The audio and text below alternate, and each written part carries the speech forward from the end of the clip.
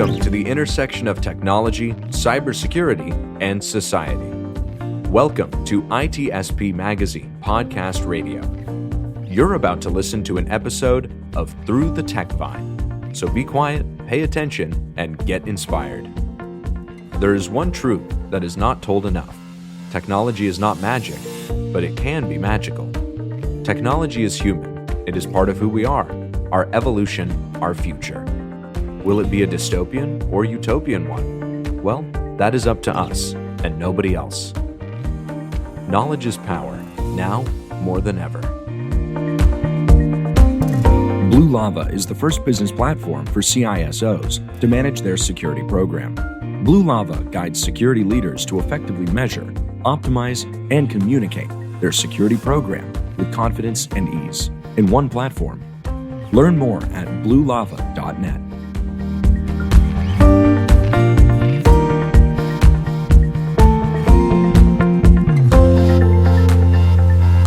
Have I had too much coffee or the music was speeded up at the beginning, Sean?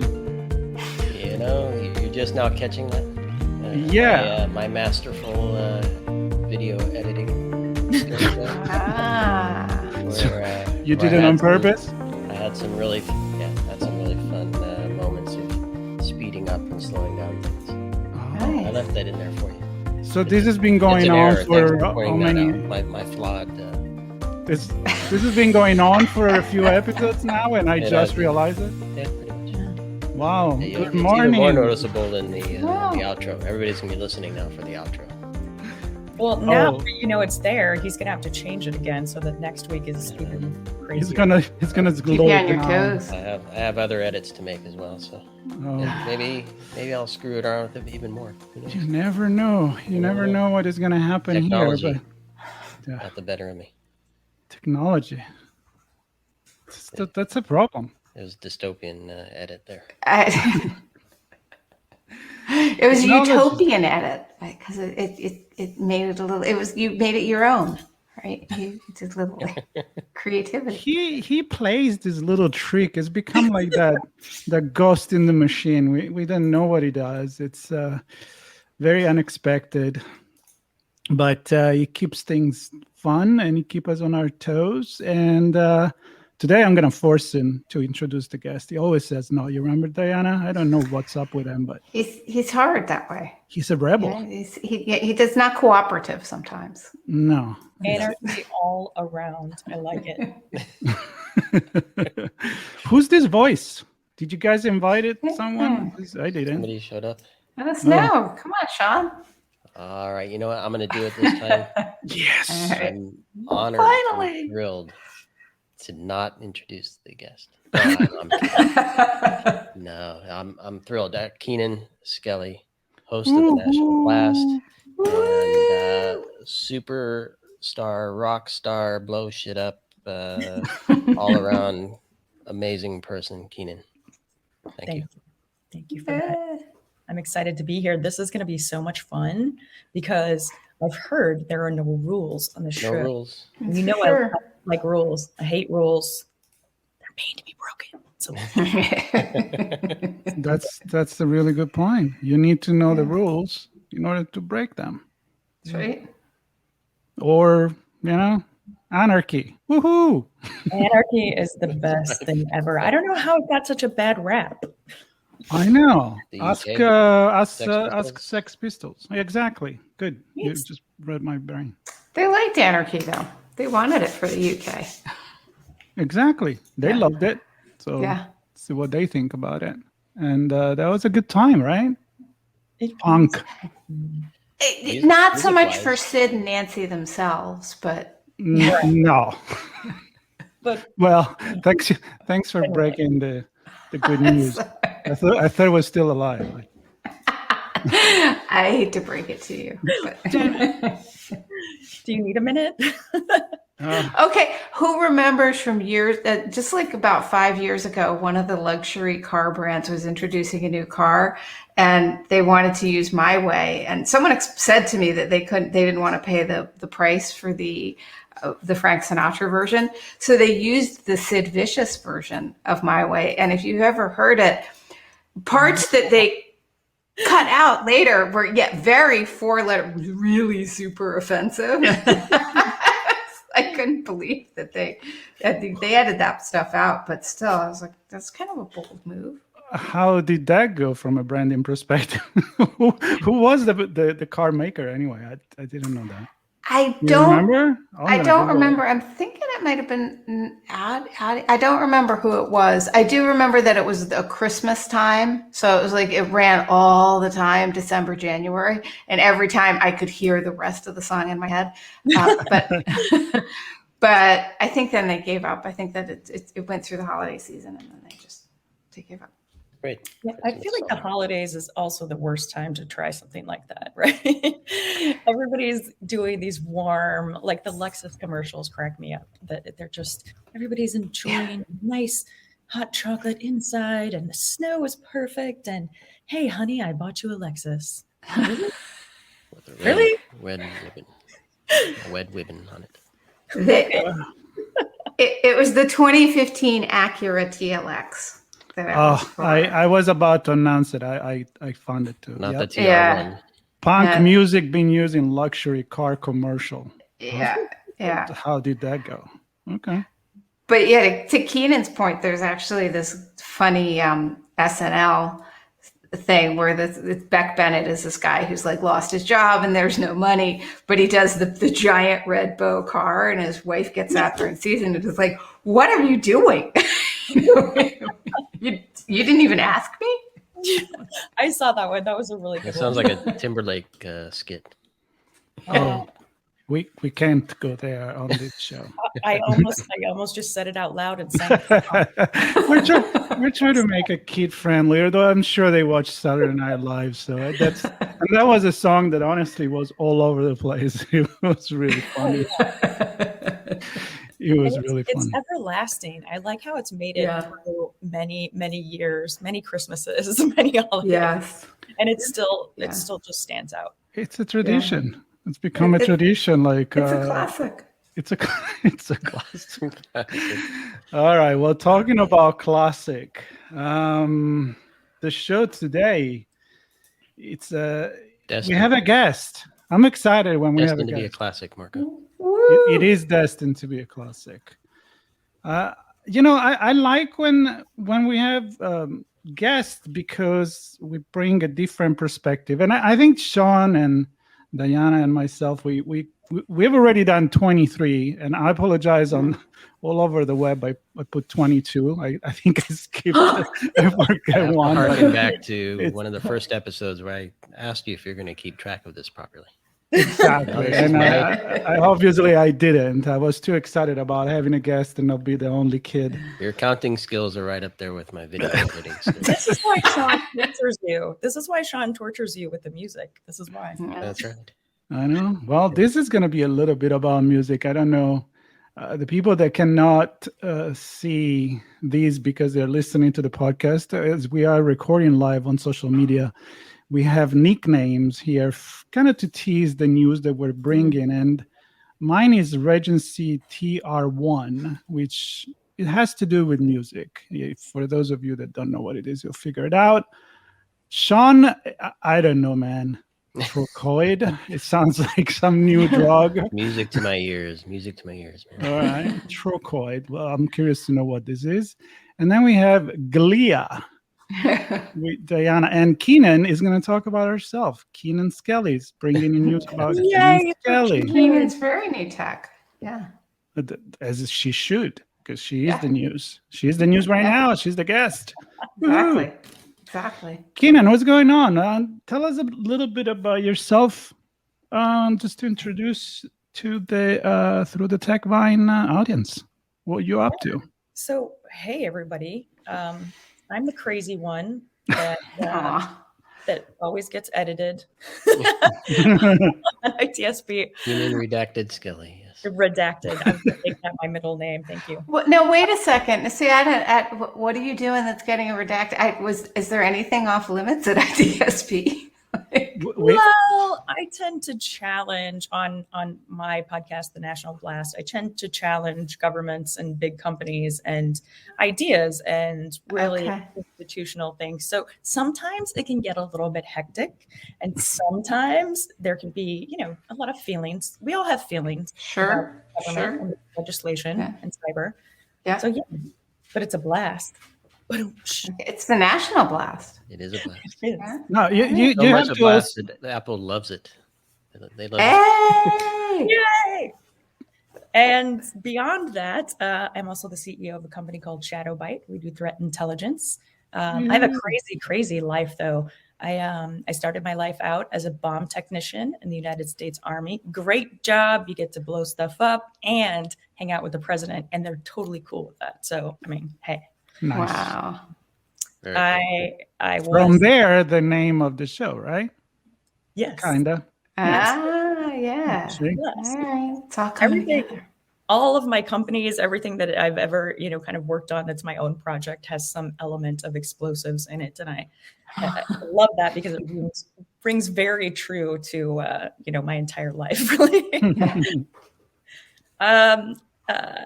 Growing up, musician, love music, lots of instruments. Actually sang at the Cotton Club when I was really young, but on the front stage, like to draw people in, which was still cool. I mean, it's the Cotton Club. Yeah. I mean, excuse me. How many times have you been performing at the Cotton Club, Marco? I lost count. I use cotton quite a bit. Yeah, I'm wearing cotton. I'm wearing cotton, exactly. But come on, who has not heard of Keenan. the mythical Cotton Club? Come on. Keenan, yep. And then, wow, there's so many stories I could tell that would be just interesting right now. But Go for it. shortly after getting out of the military, I went to go work for DHS. I was employee number 500, which I'm so proud of because that's just cool. Yeah. Cool. Employee 500. That's amazing. Like your badge said 500 on it. Yeah. That's awesome. Don't tell them I still have that badge. Okay. Uh-oh. It's our secret. They're counting like 499, 501. Damn it. We're having a 500. Where is Keenan? Where is 500? And that was just great. I got to run a program that did, vulnerability assessments on critical infrastructure. And we did like all the fun stuff, the nuclear power plants and chemical and information security. And it was really, really a good time. I loved having a team of people that I could take around the country and break into nuclear power plants with. I mean, who doesn't want that job? So, but while we were doing that, one of the biggest issues that we saw across the board in any kind of critical infrastructure was information security. And at the time I was, running this program and very skilled in physical security and personnel security and some information security, but it really drove me mad that we didn't have anything that we could give to the owners and operators to really, help them get better. We had grant funding that we could give to police departments or, hospitals or fire departments if they had to respond, but we didn't have anything to give the owners and operators. And that's still true today. So I went back to school, spent a little bit more time with information security, spent a little bit more time paying attention to cybersecurity, and came back as a young startup queen and and trying to work with small companies to figure out how do we change that gap. And so that's some fun stuff. Also, more importantly, I make the most amazing cakes that have ever been made. So that's really cool. You can check that out on Instagram. I can't confirm that. I can't. It is a huge bummer. At Candy Glazer. It's art. It's absolute art. I also smoke the best meat in the world. And all y'all hackers out there, I know you're going to come at me. Come at me. All right. So that's the... Okay. I have a question. What's up with the hackers community and smoking meat? Because I can probably name 3 or 4 that I see on Twitter all the time. It's a thing. What's the thing? How do you think that happened? Is it a challenging each other? Do you agree to all get into this, or just happen to be part of? I think it's part of who we are. Hmm. Perfecting food, perfecting meats. I think you'll notice a lot of people in tech are also into, cooking shows and this and this, all dealing with food. My news is going to make everybody squirm. Okay. Okay. Okay. I want to do a podcast on the audio I might let you signal. do one.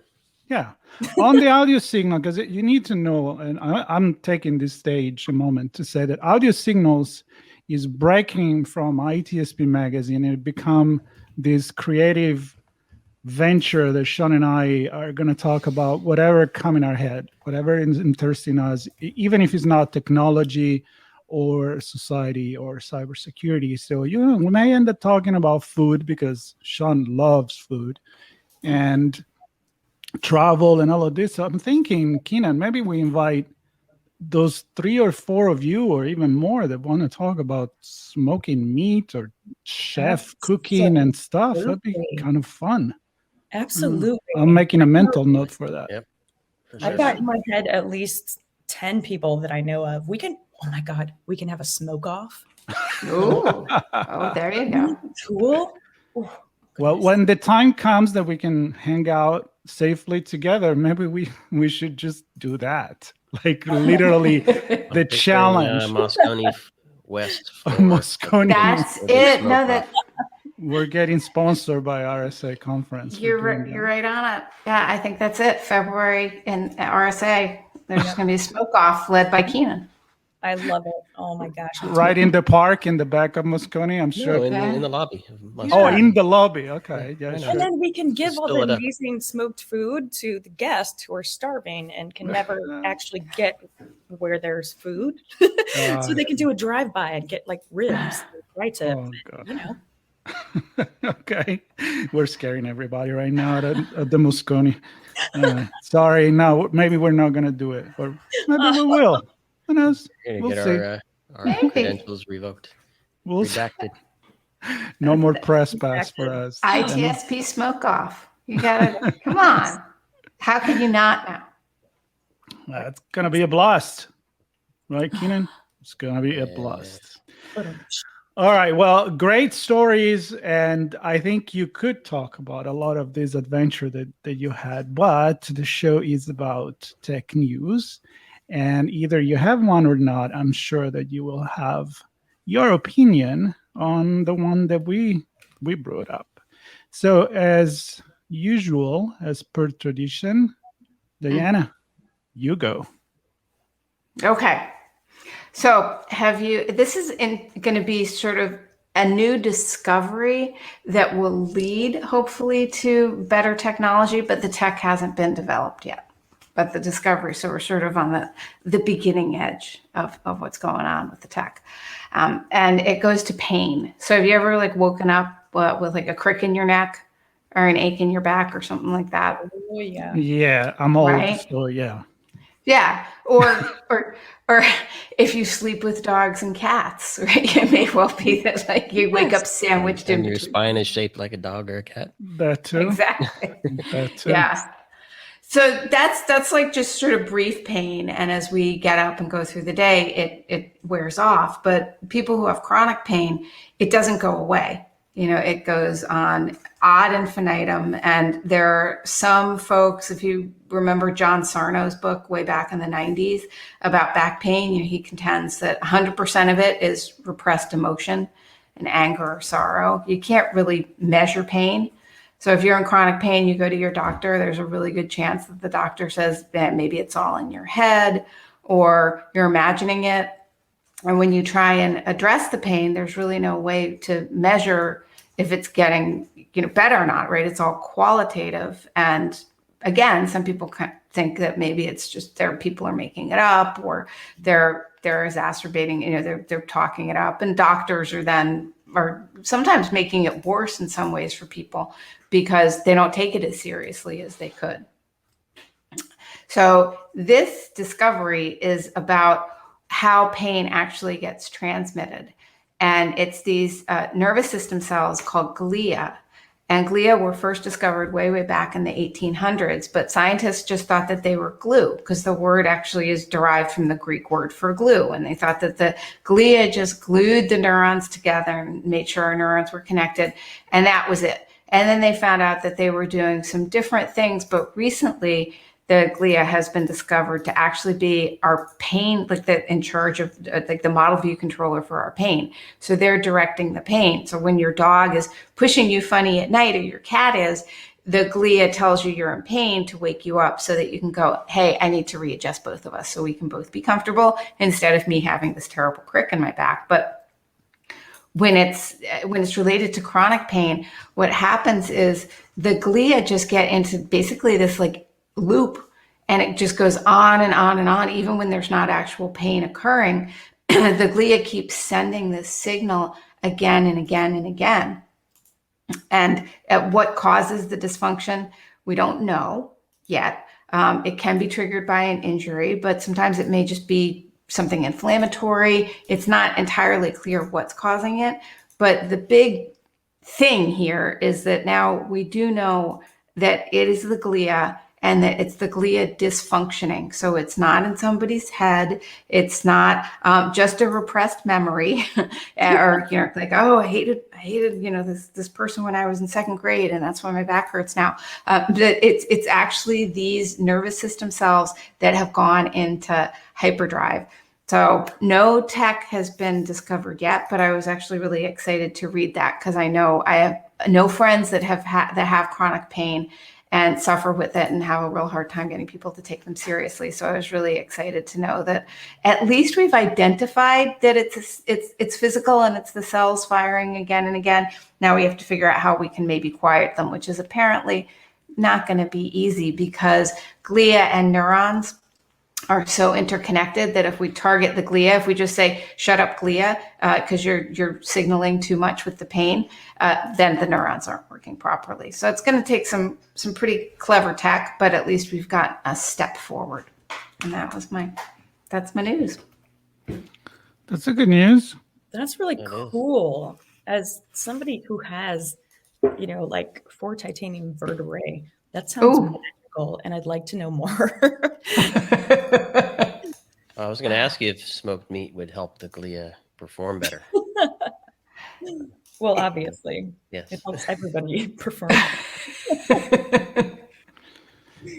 So, I guess that's the problem, right? Diana, if you stop that, then you stop these pain feelings that it's part of what alerts us all the time. So if you touch something that is hot, that's what it's telling you. If you fever is an alert of your body to tell you, hey, you got an inflammation or something going on. And so it's a very delicate balance to play with those kind of things. But so when you take an Advil or something like that, does it play with that? And I'm not paid by Advil for this advertisement. Well, so I mean, NSAIDs, right, non-steroidal anti-inflammatories, are somehow reducing inflammation. So I think you're right, because the glia apparently with the chronic pain is like this inflammatory loop. Mm-hmm. So yeah, I mean, maybe that there's, although for people that are, and Keenan would know better because with 4 titanium, wow, that's incredible. How rock and roll is that again? That's amazing. Yeah. I think with chronic pain that aspirin and Advil and all the non-steroidal I don't think they even touch it. Right. Yeah, no, I will definitely jump in there. So when I was injured, this was way, way back in the day, like 2003, 2004. And I had to have a spinal fusion pretty rapidly during this event. And then when you're in the Army, they are handing out Motrin and 800 milligram tablets, and you're supposed to take like 8 of those a day as necessary. But this was 20 years ago. So now, as time has gone on, most doctors will do everything they can to not give you an NSAID or NSAID, because it actually does a lot of damage internally to your stomach and to your intestines and other things. So there's definitely been a shift outside of that. One of the first things that I thought of when you said this is something that's still very prevalent today is the use of a TENS unit, which essentially provides an electrical pulse to numb a specific nerve group so that you don't feel that pain anymore. But that comes with a lot of issues, because if you can't feel the pain, then you're going to fall, right? Or you're going to do something that is going to possibly hurt you more. So this is super fascinating to me, and I'm here to support this.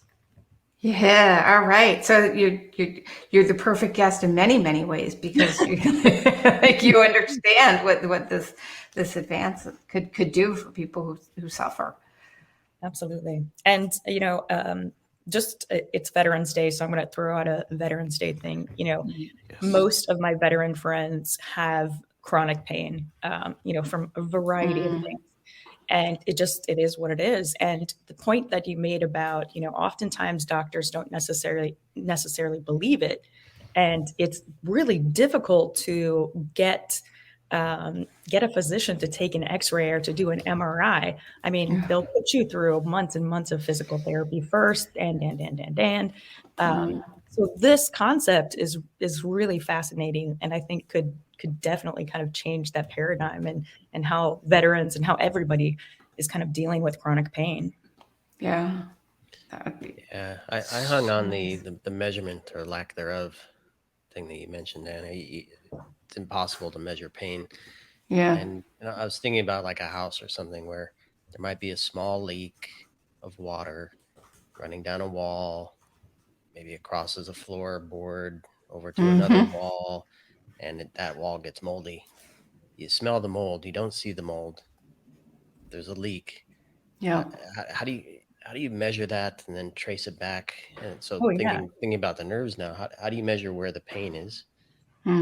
Trace it back to where it's originating, and figuring out how to solve it, because it's like the TENS machine and the Advil, that's kind of like generally, well, TENS is more focused, but ibuprofen or things like that are more generalized, right? I mean, just numb things generally. So I'm wondering, it's probably not in the article, but how do we get to a point where we can measure something and then figure out the trace? I don't know if, can you follow the glia? I guess this is the question. Hashtag follow the glia. Follow the glia. I love that. Yeah. and maybe now that they know that it is the glia, maybe there can be more research that does follows the glia, because it's at least you don't have to deal with it's all in your head, and you can say, no, it's all in the glia.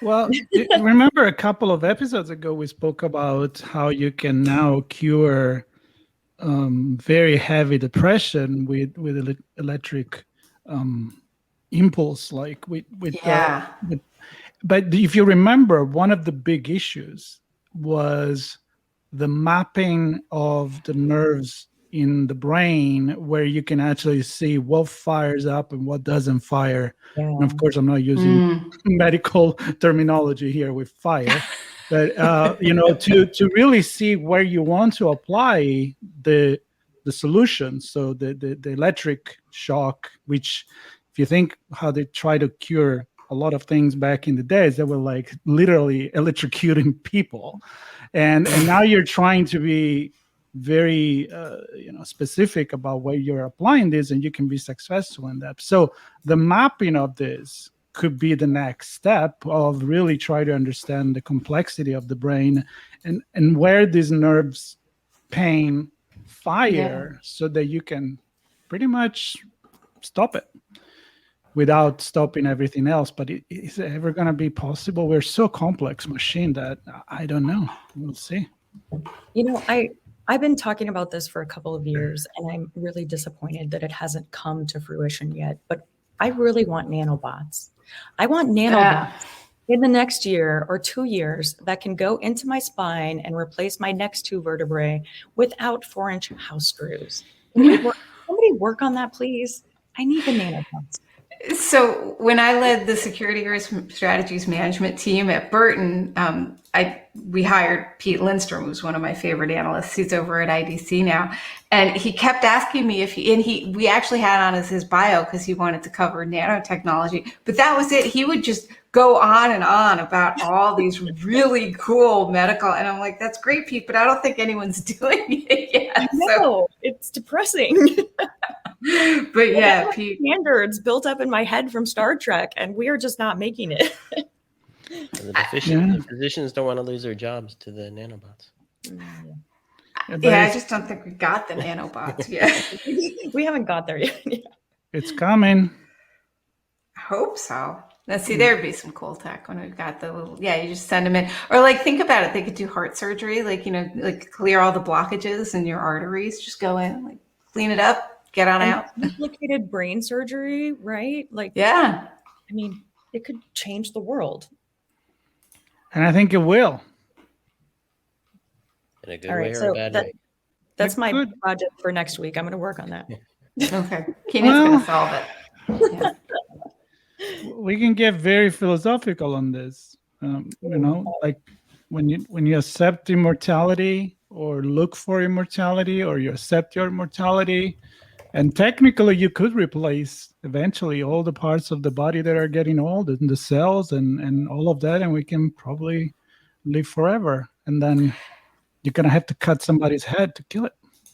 So the weird thing is, don't our cells turn over and replace themselves?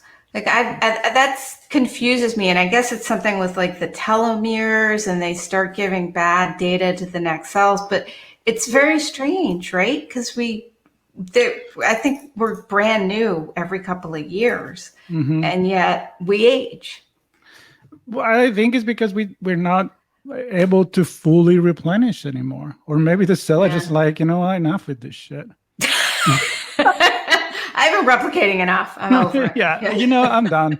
It's over and over and over talking about repetitive jobs. You've been broken so many times, and I'm just tired of fixing you, okay? Let's move on to something else. Well, think how much it would resolve space travel. If we could live forever, then we could get places where we just physically cannot go nowadays because we would die not even halfway there.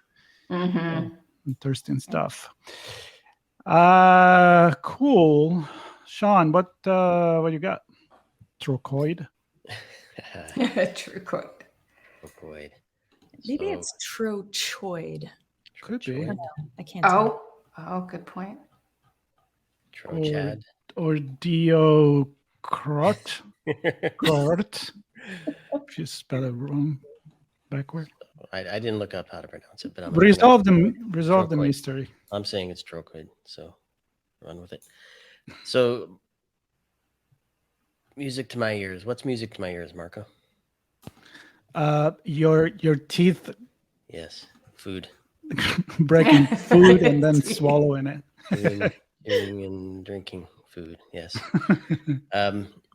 So my news is about robotics and food and cooking food with lasers and robots the food has been 3D printed. Ooh. Yes. Jesus. Yeah, right. So mix a few things in here. So okay. The whole thing is that they take and basically I don't know how the food material, because they don't get into where the food materials come from, but the food takes a shape based on the 3D printing, but then it has to be cooked. So they're showing a piece of chicken here, and it's not smoked; it is laser cooked. And so it's a 3D printed piece of chicken made of something. Doesn't say what. Is it? We don't know if it's meat or like like vegan meat or something. Or just plastic. It's probably hopefully not plastic. Hopefully. Yeah. You never know. Yeah, I'm looking through here again. I don't see. It doesn't say what the chicken. It's pureed raw chicken. There we go. And then they refactor it. Yeah, refactor it back into a shape that looks like something that will appeal to everybody, evidently. Wow, that is some Matrix. Right? Right. That's one bit of technology. Then, so now it's just a raw piece of blob pureed chicken that's been 3D printed, and it's still raw, so it needs to be cooked. So they have this robot that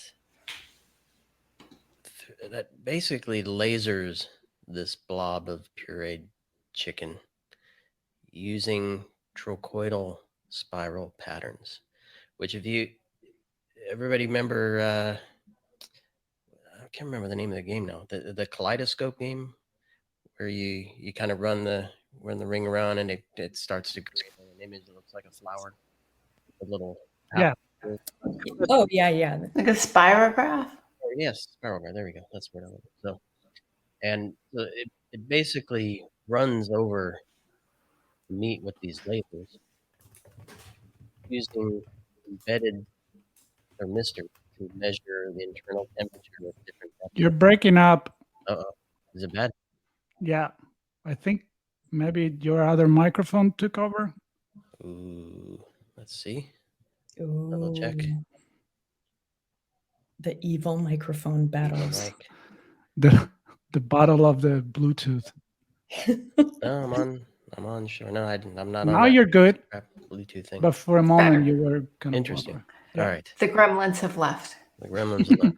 I'm even wired in on fiber, so You're good now. can't blame that.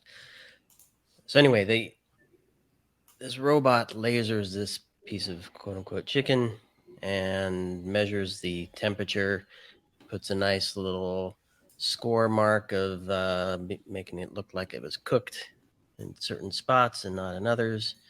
And evidently, blind taste tests, say that people preferred this reconstituted 3D printed laser cooked piece of chicken over a real one on a grill. So there you go. Lots of tech here. Like I was saying, I'm sure a lot of the hardcore smokers listening to Keenan on this show are probably squirming. Well, that was my first question. You just said grilled, like it's better than grilled. Yeah. Okay, anybody can grill, but is it better than smoked chicken? Right. I don't think they... Did they say why? Wait, what, Diana, what did you say? Oh, yeah. So there are a couple things that it does No. differently. Oh, Diana. Yeah, go ahead. What was the question, Diana? I was wondering if they said why. Like if they said, "Oh, it's juicier," or it's that's like exactly my question. I'm like, Like, why would you it go tastes do more that? grilled. Yes, and Yeah. they do that. Okay. So it holds roughly 2 times more moisture. Okay, Oh. so it is juicier. It is juicier. Nutriment probably And doesn't kill it. yeah, it talks about holding nutrition and flavor in, and evidently texture is a big part of it. And It's yeah, they this said constant flavor development is similar. this reconstituted then laser cooked is a better texture than Right. from the bird. Okay, all right. Okay. Then are we just not liking chicken anymore? I know, but maybe it's for people like me. Well, how many chicken nuggets are sold? That's basically, I don't know. They're not using lasers, I don't think, but But it's definitely not basically chicken. the same It's thing. And they're trying to take away from the fact that it's pureed something in the middle by wrapping in some breading or something. So this tries, well, I guess does the same thing, just without wrapping and breading, just crisping it with a laser. Is it that pink I'm not goo promoting this, remind you. This is just before technical. they laser cook it? Is it that pink goo? Remember when they were showing like the extruded It chicken? does show a pink blob.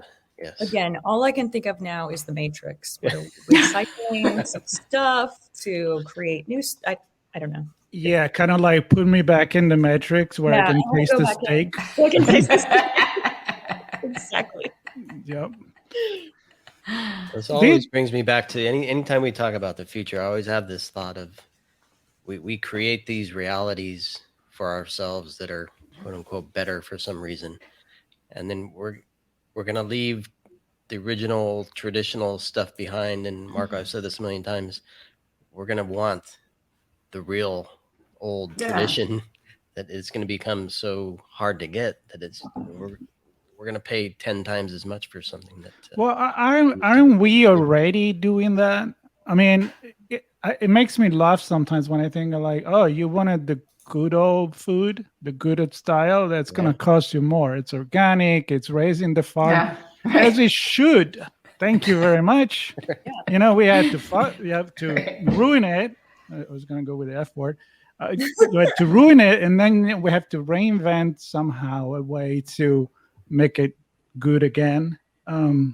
So I don't know. I mean, probably there is some advantage. I mean, I'm thinking if this could be done with any original material. So let's say, Diana, I think you were going to go there. What if you want to do a vegan, right? So what if you want to? What if you, instead of the pulp of the chicken, you start with the pulp of, you know, beans, vegetarian and vegan, peas, exactly. And but honestly, then you shape it. I don't know. This is exactly how you get back to the Matrix when they're eating that golden goo, and they don't know what it tastes like. It might taste like chicken. Maybe we just give up eventually on making it look like food. And it's just gooey chicken-like substance. It's all in your head. Has anybody seen wild turkeys, real wild turkeys? Oh yeah. Yeah. Right. It's like you look at them and they look basically like walking food because they're so plump and beautiful. I mean, I don't want to eat them, but like, I mean, I get why years ago that the folks local to New England where I live were like, turkey, because you see these like big, beautiful, gorgeous birds, and it's just all meat right there.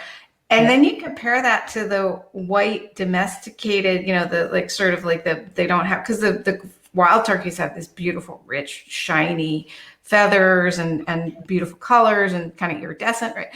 And then like you see these like kind of ugly turkeys without a lot of color in them, and they're sort of misshapen, and it's like that's what we choose to eat instead of this beautiful wild turkey. We eat this kind of weird, it's like, we've been doing this for a really long time, just making, or we go like the opposite direction, right, where we try to make the chickens and turkeys look that big and beautiful by drugging the heck out of them.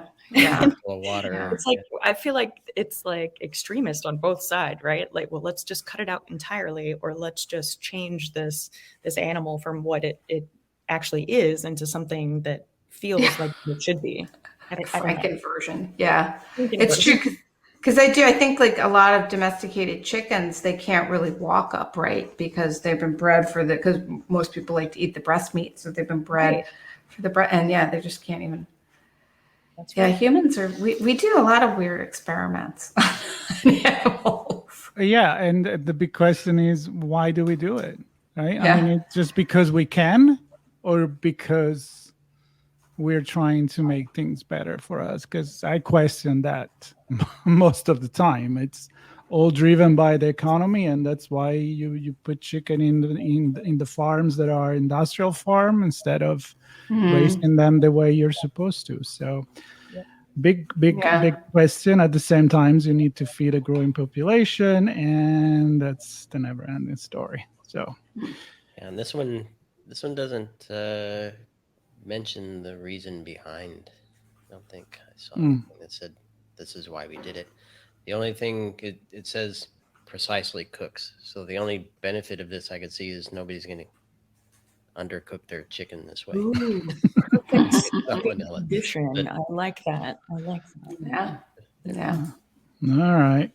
Well, now I feel like I want to go for lunch, but not chicken. No, that's for sure. All right. So I got about 10 minutes, and my news, it's about music, but it's about technology and music, because I'm going to go for a leap into back in time, today in tech history. And this is actually November 1st, the news. And it's when 1954, the Regency T-R1, which is the first transistor radio, goes on sale. And the transistor radio, for those that are young and don't remember those, they kind of look like an iPhone or any smartphone now, a little more fat, more like a boxy, let's say. But it was a big revolution because transistor, first of all, are at the core of any electronic that we have today. People like Wozniak or Bill Gates, they said many times that without the invention of the transistor, we wouldn't have probably the computers the way that we have nowadays. But what is cool about the transistor radio is that it helped rock and roll to go mainstream. And I don't know if you've ever heard of this or if you can think the reason why this happened. So there is a part of the technology news in history and a part of the cultural change that it made. So to drive new technology to come, but also was this, it helps this thing that we all here, I know for a fact, love, which is music and the way that we consume it and the way maybe even inspired the Walkman and other portable gadget that then we went on from there. But do you know why it did help the rock and roll to go mainstream? I was wondering that. Yeah. Why? Give it a go. Specifically rock and roll, right? Because it's not just all music. It had think about rock and roll. When rock and roll came out, it was the Elvis Presley and yes, because they didn't want to see him shake his hips, so you can only. Is it something with like the bass? Because there's a lot of bass involved. No, it's because parents didn't like rock and roll, especially in the UK and in America, and they didn't want the kids to listen to rock and roll. So Sean was kind of on it. It was the evil, right? It was the wrong message, was the rebellious thing. And so these kids could listen to their own music away from their parents. I've read books about the history of radio where teenagers will they hide their transistor radio under the pillow and listen to it at night. And then the cult of the DJs on the radio and the pirate radio, if you remember the time when it was outlawed in the UK. And it was really like a way to embrace this culture and be different from the parents that didn't want them to listen to it. So it made a really big impact on music and on the future of technology in general. So the question here is, did you used to have a transistor radio? Yes. Yeah. What are the memories about that? Not good. Not good at all. Why? Tell me. By the time I, was dealing with transistor radios, nobody else had them.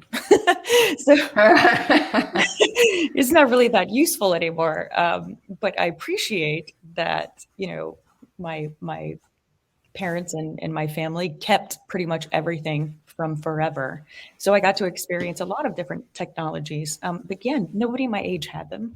So it was really, I was like, okay, what is that? Right. Is that your flip phone? Is that your Motorola flip phone?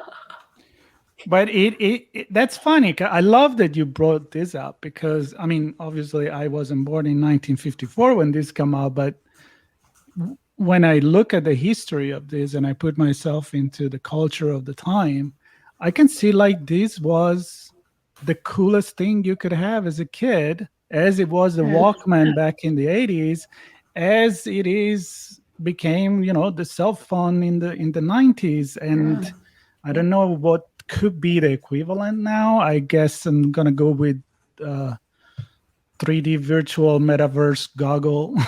You know what I mean? It's like, what's the next thing that is cool, right? And where are we going with this? Are we making things? What does it take to be cool? Is technology driving what is cool or not? I think it's TikTok videos. But that's not the media. That's the the content. I remember. Well, my that's dad true, telling but me a rock and story. roll's the content, I mean, like maybe it's not always the tech, because with Music. Transistor, basically what it was that the child was now in control of what they listened to. They didn't have to go to the big radio down. Seriously, and I actually didn't do a transistor radio. I was like such a weird control freak. I would be at the stereo and use a cassette tape and record the music I wanted to listen to. Yeah. But because the radio, I didn't know what I was getting. But Well, plus but the maybe quality of the sound on a transistor is not what you can do. That's true.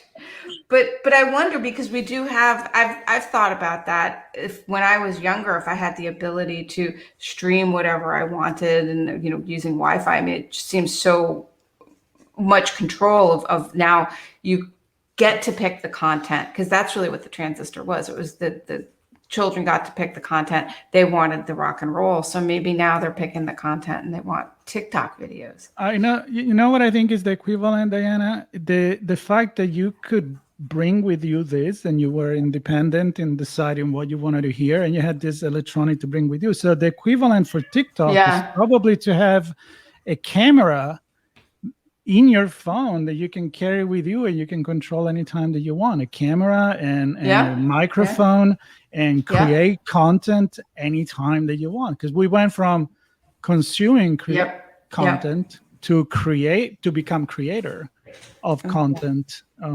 with this new technology. So that's a good point.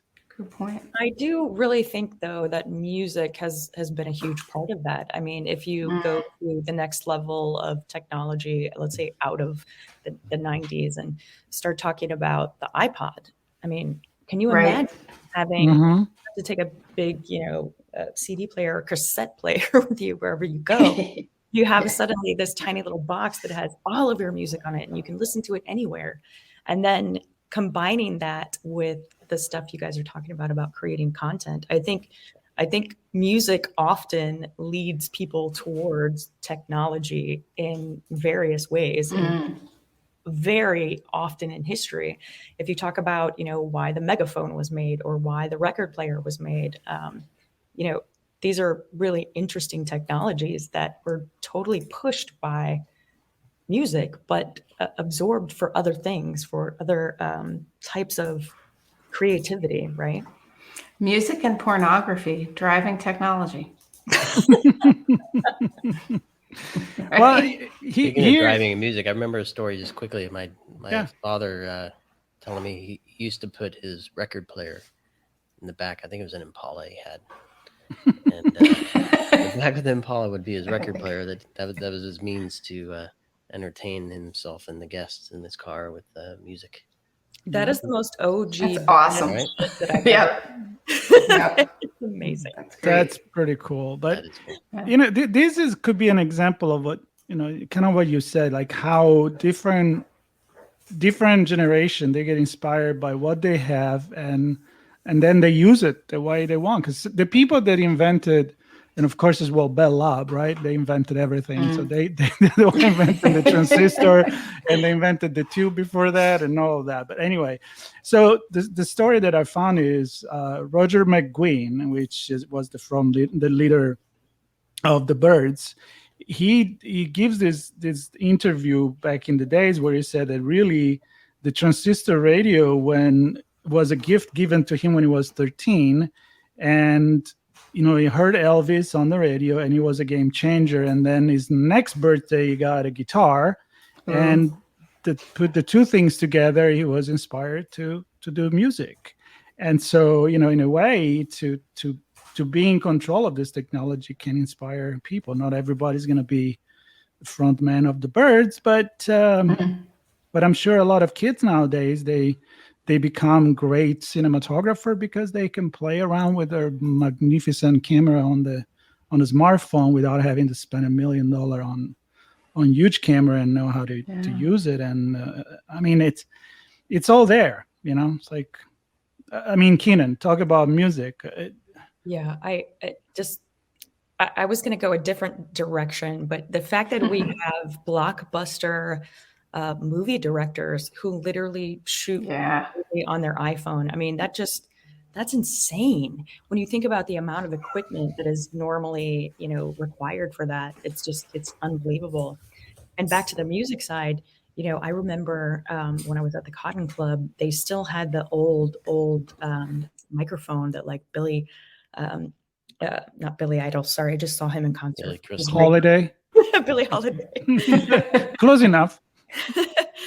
That she used to sing on, and the reason that they still had it is because the audio quality is unmatched. Oh yeah. Even by some of the technologies we have today. So each of us are talking on our microphones because we do podcasts, and they're pretty good, but they're nothing like this beast of a microphone that they had back then.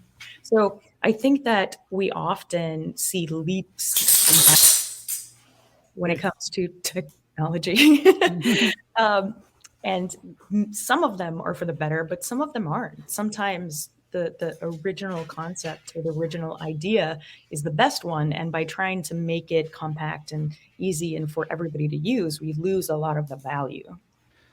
I totally agree. As a matter of fact, when you look at the valve or the vacuum tube, compare with the transistor, there is people that still use for electronic music and amps. They still say that the vacuum, it's you leaving? Okay, she went. Diana's gone. She had a hard stop. So yeah, there is the convenience versus the quality of the sound, and the big speaker compare with I don't know. It's like I don't know. The good example is the headphones, right? I mean, I have a really good pair of headphones that are wireless, and I have a really good one that is 3 times better that is wired, because it's gonna be better. There's no questions about it. Yep. It kind of just kind of Skelly last thoughts. I think that it makes me sad sometimes that the next several generations that are coming out will never truly know kind of the origin of the devices that they're using, and they will never know that better side of it, right? Just like when I was growing up, I had a record player and I had all my 45s and I had all my good stuff, and oh man, it's just the sound is just unbelievable. And I remember when I got my first boom box, and I was like, this is weird. It sounds funny. But the way technology is right now, all of those kind of older technologies when it comes to music specifically are just not around anymore. So a lot of generations are not going to get to appreciate the difference between the greatness of a record or the mic at the Cotton Club, because they have everything that they can, and they learn everything via Bluetooth, via Wi-Fi, via their phone. And why would they need anything else? But what do you think if they compare? If they're given the chance to compare, do you think they would appreciate it? I don't. And the reason is that they've grown up in a society where Wi-Fi, Bluetooth, microphones, and earphones and watches and everything pretty much run in perfect digital bliss, right? But if you haven't experienced, a good record, a great record, if you haven't experienced Sam Cooke on a record player, like a really good one, then you can't understand that, because to you it will sound crackly, or it will sound like it may or may not be the right tempo, or all of these technical flaws the digital world takes care of. But listening to it in retrospect, I mean, those were the things that kind of made it amazing, in addition to, just general sound quality. Yes. And that goes up and down the creative stack from vocals to instruments to all the different tracks and how you mix them together, and the mastering and everything. And then the records over time also, they kind of wear. Oh yeah. Too much perfection could be an imperfection. If you want to think that way, like I like a clean sound, but I also love vintage radios, and I just love to tune them in. And if there is a little bit of what you said, the crackling in the Yeah. vinyl, I enjoy the little white noise in the background of radio, of the music that you hear on an old radio. So, Marco, you just touched on something that I think is a broader kind of societal problem. Too much perfection is too much perfection. it's too much. And I feel like, as we continue down this path of growth and technology, we are aiming for perfection in the digital world. We're aiming for perfection. And I think that's something that's been kind of lost over some generations. Is it's not about it being perfect, because human beings are not perfect. We're never going to be perfect. So this aspiration that everything that we listen to and create and move and touch has to be perfection is not cool, man. Like, it's okay. It's okay. I know. I just love when a guitar is terribly distorted, like Jack White. Oh yeah. I just was listening last night to his new single, and it just like it sounds like he's just playing it on a very old amp and a guitar that he broke. Jimi Hendrix. Oh my gosh, he like paved the way for distortion in rock and roll, and it was beautiful. It was creative. It was new. Yep. I don't know. And he was unperfect. Completely unperfect. Yeah. Love it. But in that, he was perfect. Exactly. Who defines that anyway, right? I do. Yeah. Yeah, Sean. You do. Was this show perfect for you, Sean? Right up until it wasn't.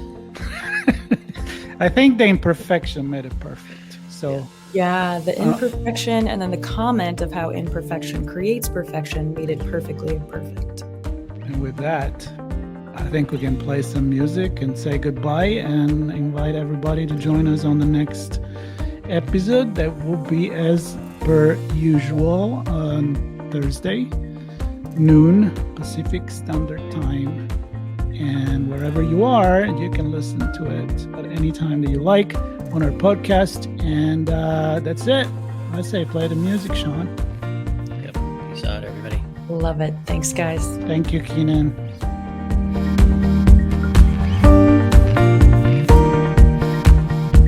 Blue Lava is the first business platform for CISOs to manage their security program. Blue Lava guides security leaders to effectively measure, optimize, and communicate their security program with confidence and ease in one platform. Learn more at bluelava.net. We hope you enjoyed this episode of Through the TechVine podcast. If you learned something new and this podcast made you think, then share itspmagazine.com with your friends, family, and colleagues. If you represent a company and wish to associate your brand with our conversations, sponsor one or more of our podcast channels. We hope you will come back for more stories and follow us on our journey. You can always find us at the intersection of technology, cybersecurity, and society.